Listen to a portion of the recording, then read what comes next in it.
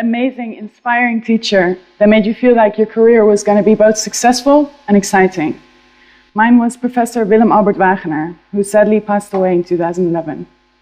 I want to start my talk by telling you a story he told me during my undergraduate time at University College Utrecht.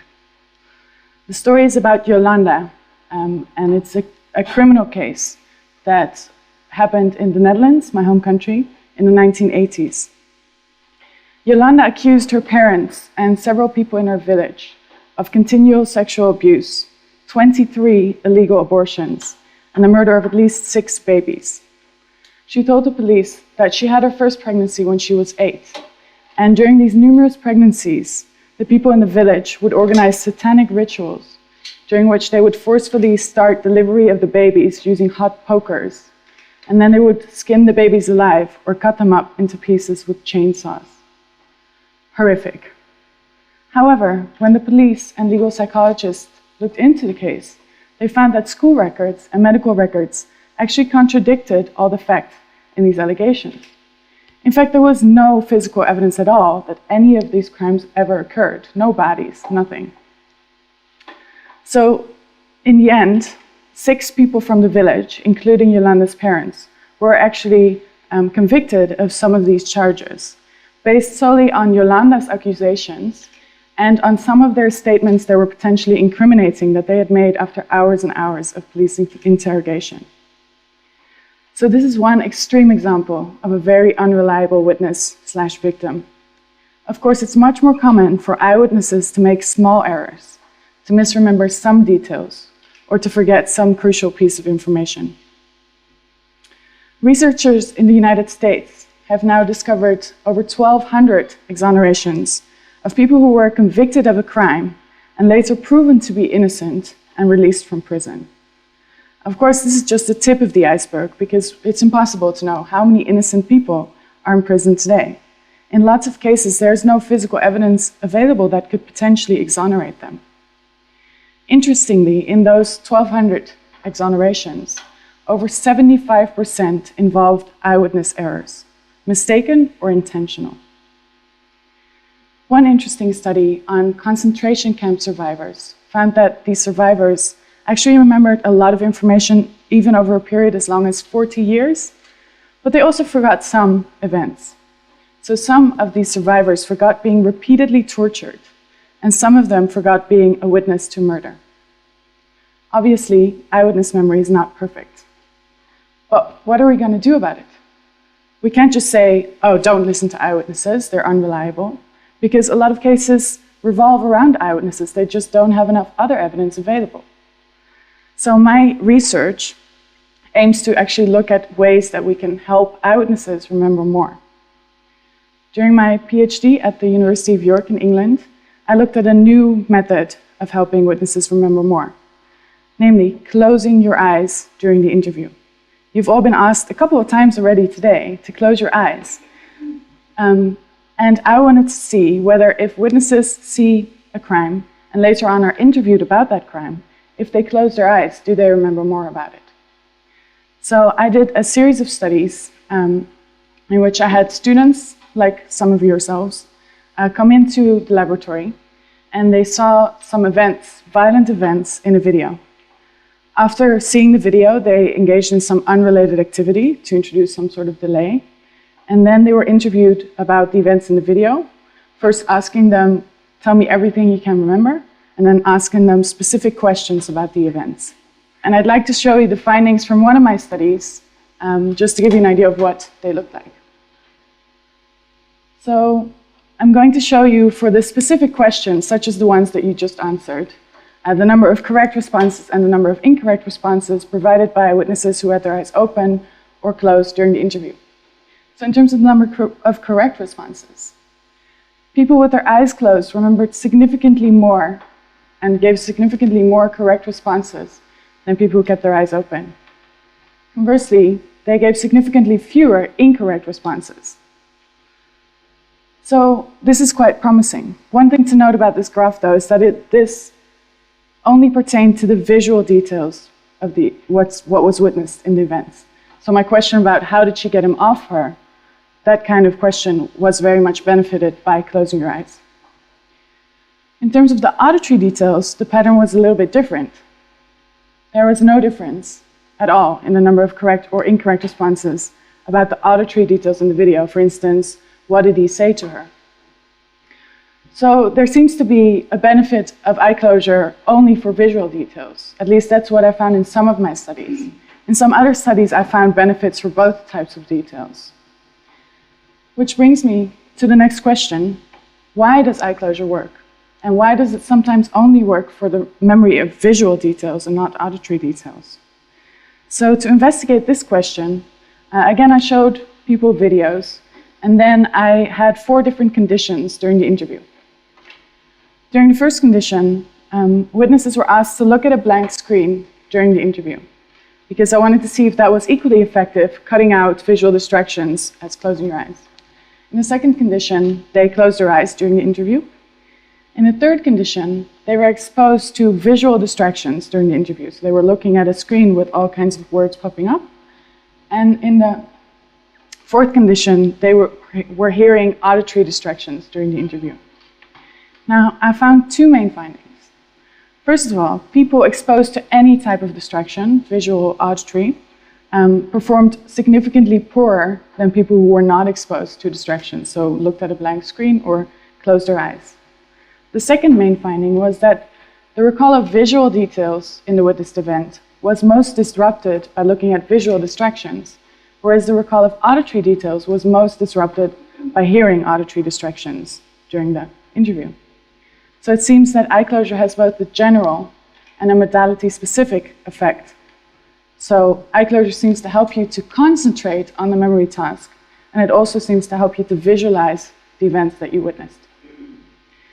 Okay, so far all the experiments that I've talked about involved events shown in a video.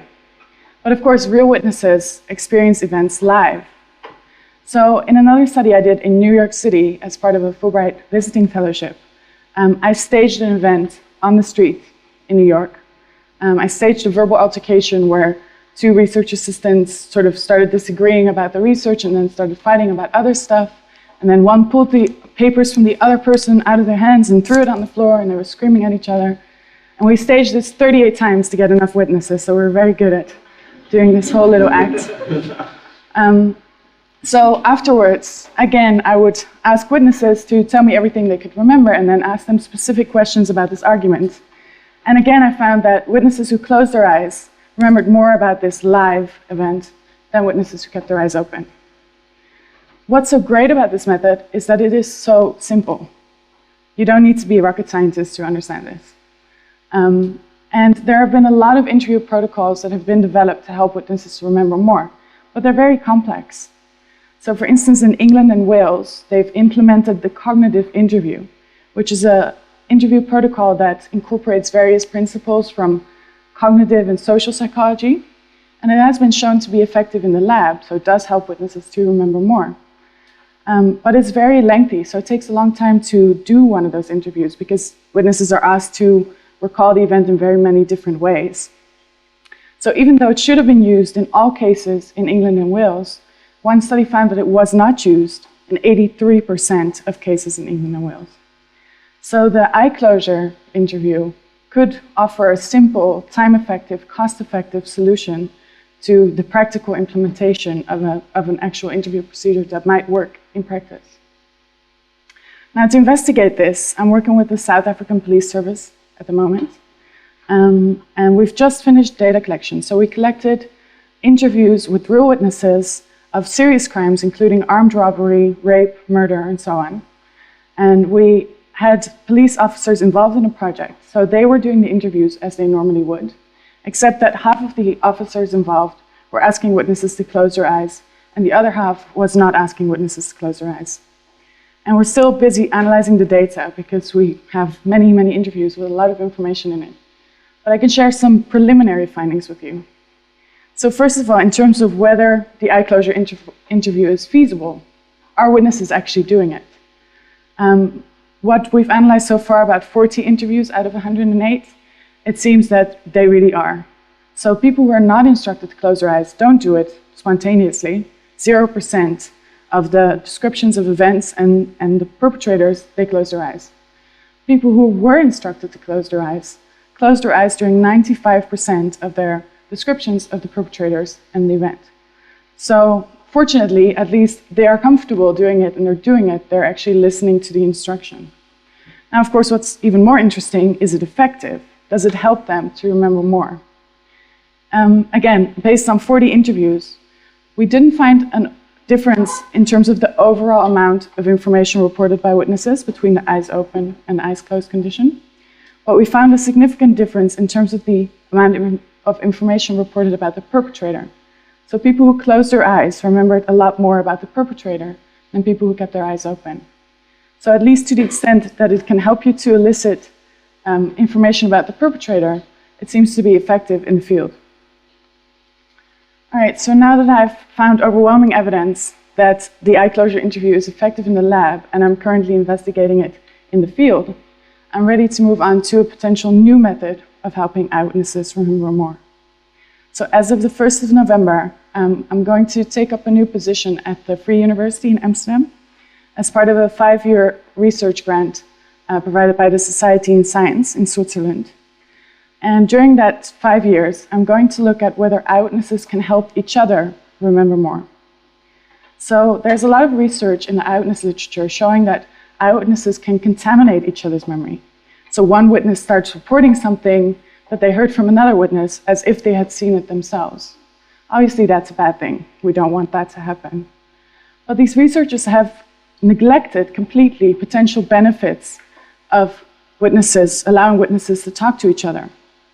So to give you a scenario in which that might occur, consider the following case. Witness A talks to police and reports that the robber left the scene in a getaway car. Witness B also talks to police independently and reports that the robber had a dog. Now, the witnesses are allowed to talk to each other, and when witness B hears about the car, he realizes that, oh, I forgot to mention the car, but now I remember it had a broken headlight.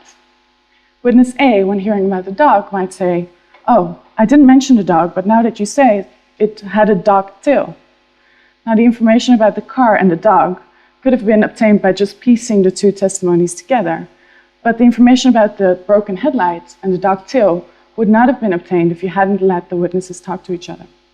So this process is a process called cross-cueing, which is known in the memory literature, but it hasn't been investigated in this eyewitness context yet. So that's what I'm planning to do for the next 5 years.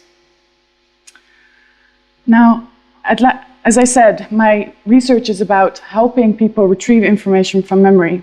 And I'd like to give you 3 examples of areas in which that might be of value. These turned out as the 3 E's, which I wasn't actually trying to do. But so the first, everyday memory. We all know those people. In fact, sometimes we are those people. You know when someone starts telling you a really interesting story? So they start, the craziest thing happened to me last week. It was Friday night. Or was it Saturday night? No, it was Friday night because I had a bad day at work. Anyway, Mark and Susie and I walk into a bar. Oh no, actually it was Angela. Mark and Angela and I walk into this bar. The bar was the Swan. Was it the white swan? The black swan, maybe? Okay, so this annoying type of storytelling might be reduced if we can find ways of helping people to retrieve this information from memory.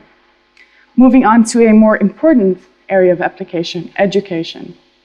As students, most of us had the experience that we read an exam question and we thought to ourselves, I know I've read the answer to this question somewhere, but what was it? And you just cannot get to the information. In fact, some students perform poorly on exams exactly because of this problem, and they might fare a lot better for assignments that don't rely on memory so much.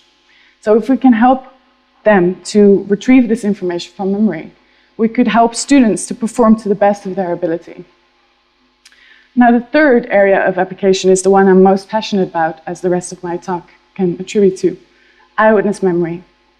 When people witness crimes in real life, almost no one can accurately report every single detail that they observe to the police. My research aims to improve this process, to help them to remember more accurate details, to give the police the best possible basis from which to conduct their investigation. And that should lead to more criminal cases being solved. So I started my talk by talking about the problems with eyewitness memory. And I think it's important to learn from these observations, but let's not dwell on the past. If we can improve memory, we would increase the likelihood of guilty people being convicted for crimes they did commit, and reduce the risk of innocent people being convicted for crimes they did not commit. The future is in our hands. Improving memory means improving justice. Thank you.